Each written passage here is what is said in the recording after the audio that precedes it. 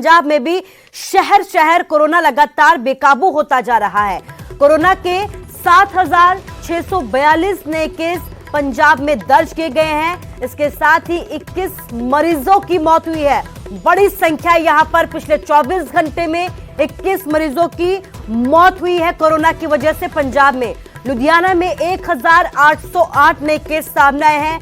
इसके साथ ही 7 मरीजों की यहां पर मौत हुई है। जालंधर में 695 नए केस सामने आए हैं। 4 मरीजों की यहां पर मौत हुई है। मोहाली में कोरोना के 1,215 नए केस सामने आए हैं। तो आप देख सकते हैं कि न सिर्फ जो आंकड़ा है वो तेजी के साथ बढ़ता जा रहा है, जो नए केस है वो तेजी के साथ बढ़ते जा रहे हैं, बल्कि कोरोना की वजह से अब मौत का आंकड़ा भी धीरे धीरे करके पंजाब में बढ़ता जा रहा है।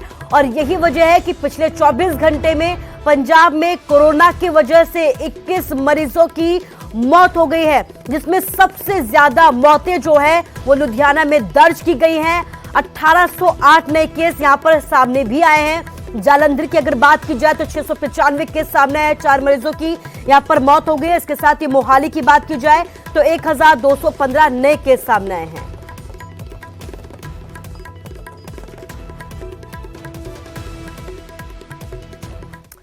तो कोरोना काल में यहां पर रैलियों पर पाबंदी भी रह सकती है, क्योंकि चुनावी साल है। कोरोना के बढ़ते मामलों को लेकर अहम फैसला जो है वो चुनाव आयोग ले सकता है। चुनाव आयोग की आज एक अहम बैठक है। 15 जनवरी तक रैलियों और रोड शो पर प्रतिबंध लगाया गया था। चुनाव आयोग की कोविड समीक्षा बैठक आज एक बार फिर होगी। आपको बता दें कि चुनाव आयोग ने पंजाब, उत्तर प्रदेश, उत्तराखंड, गोवा और मणिपुर में 15 जनवरी तक सार्वजनिक रैलियों पर, रोड शो पर, नुक्कड़ सभाओं पर प्रतिबंध लगाया है, जिसका राजनीतिक पार्टियों की तरफ से जो है लगातार विरोध भी किया जा रहा है। और यही वजह है कि एक बार फिर से चुनाव आयोग की एक अहम बैठक आज होने जा रही है। रवि मिश्रा हमारे संवाददाता हमारे साथ जुड़ गए हैं। रवि, आज एक अहम बैठक चुनाव आयोग की, क्या कहा जा रहा है, क्या कुछ अपडेट है, क्या कुछ जानकारी आपको मिल रही है कि आज क्या कुछ अहम फैसला चुनाव आयोग की तरफ से लिया जा सकता है?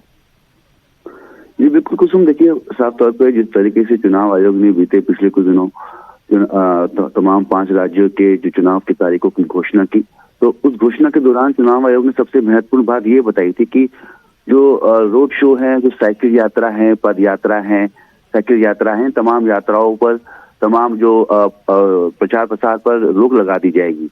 और ये रोक लगी रहेगी 15 जनवरी को। और 15 जनवरी के बाद आज जैसे कि वो तारीख है, आज एक रिव्यू बैठक बुलाई गई है, मीटिंग बुलाई गई है चुनाव आयोग द्वारा। और इस बैठक में ये तय किया जाएगा कि क्या आगे इन जो बंदिशें लगाई गई हैं 5 राज्यों में, इन बंदिशों को खोला जाएगा, क्या रैलियों को, बाइक रैली को, पद यात्रा को मंजूरी दी जाएगी। क्योंकि चुनाव आयोग ने सबसे पहली एक महत्वपूर्ण बात ये कही कि चुनाव संपन्न कराना और समय पर संपन्न कराना हमारी एक प्राथमिक जिम्मेदारी है, मगर कोविड को देखते हुए जो गाइडलाइंस है उसको सख्ती के साथ तमाम जो राजनीतिक दलों को मानना पड़ेगा।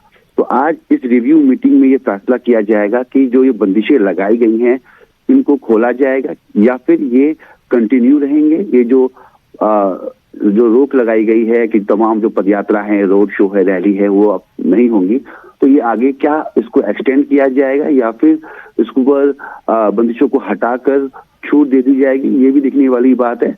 मगर जो आसार हैं, जो सूत्र हैं, ये बता रहे हैं कि जो कंडीशन है, कोरोना के तमाम केसेस जो राज्यों में बढ़ रहे हैं, उसके मद्देनजर कहीं ना कहीं इलेक्शन कमीशन सतर्क और सचेत नजर आ रहा है। और देखना ये होगा कि आज की बैठक में क्या कुछ निकलकर सामने आता है। जी रवि, इस तमाम जानकारी के लिए आपका शुक्रिया। तो वाकई में ये देखना बेहद अहम हो जाएगा कि आज की बैठक में क्या कुछ निकलकर सामने आता है, क्योंकि कोविड जो है वो बड़ी ही तेजी के साथ बढ़ता जा रहा है। कोरोना के आंकड़े बड़े ही हैरान करने वाले सामने आ रहे हैं। इस बीच कई राज्यों में चुनाव है और इसी के मद्देनजर चुनाव आयोग की तरफ से अहम फैसला लिया गया था। रैलियों पर, जो सार्वजनिक तरीके से रैलियां की जा रही थी, उन पर रोक लगाई गई थी। लेकिन इस बीच जो चुनावी पार्टियां हैं, सियासी दल हैं, जो उनकी तरफ से लगातार विरोध किया जा रहा था। और यही वजह है कि आज एक बार फिर से चुनाव आयोग की एक अहम बैठक है। देखना यह होगा कि इस बैठक में चुनाव आयोग की तरफ से क्या कुछ फैसला लिया जाता है।